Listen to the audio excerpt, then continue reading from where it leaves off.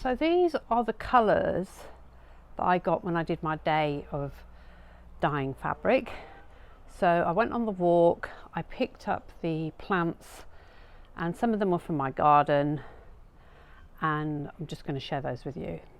So this to me was very interesting because I started to dye with the low cut leaves, which I hadn't used before, and I kind of thought, oh yeah, they're okay, and I got a bit of change in the colour, modifying them with the washing soda, the vinegar, the copper and the iron, and they're quite nice.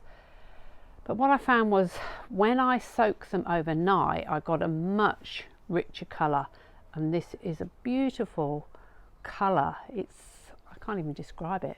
I suppose it could be a similar colour to what you get with avocados, but I never have much luck with avocados.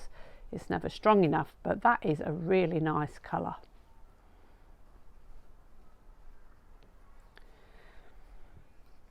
So I'll definitely do some more of that, and I know where to get the leaves from, so they're just on my walk, which I do most days, and I can get some more leaves.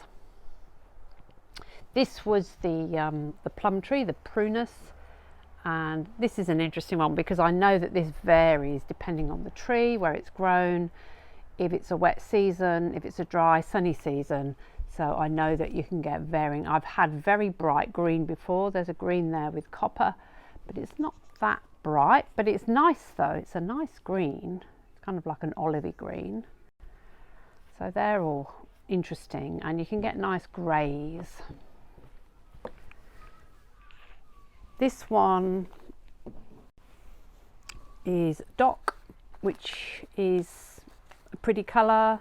It's a lemony colour, but not that dark. So this one is Iron. So I think you can get this yellow colour with a lot of plants, so I wouldn't maybe particularly go out for that, but I have had a much butterier colour with Dock. So again, it might depend on the season, and because it's very dry here in Australia, I think that could affect the dyes. Well, it would affect the dyes. This one here, this grows in my garden.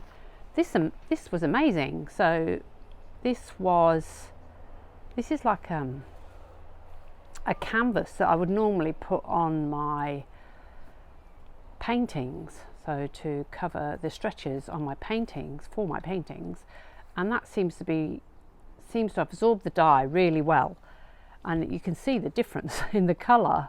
Like, that's really different. So this is linen and this is a cotton, and then this is a linen, but this is like the oatmeal-y natural colour, so it's kind of got a little greeny tinge. I really like that. I think that's a very interesting effect.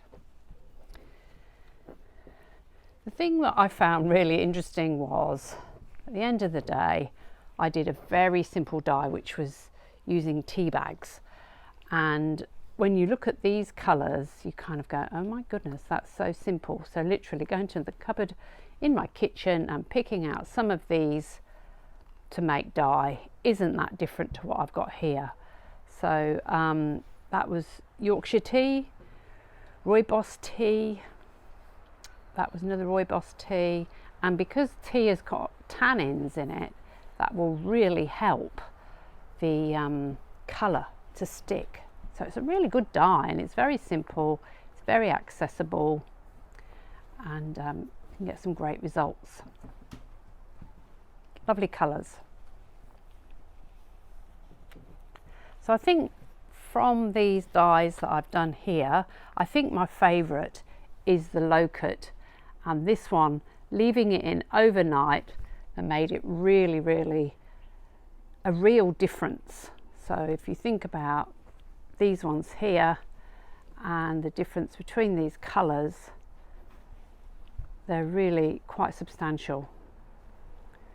So I think that's a good learning thing. I think with any dyes, if you leave them overnight and allow them to soak, you can get really interesting colours. I think the problem with that is that you might get some streaking in the pot, because you really kind of need to stir it around to make sure that the dye distributes evenly. and sometimes it might go too dark. So if I do that with gum leaves or eucalyptus leaves, I find that they actually can go quite dark and darker than what I intend, although eucalyptus leaves are a very good dye source, and that's a whole other video.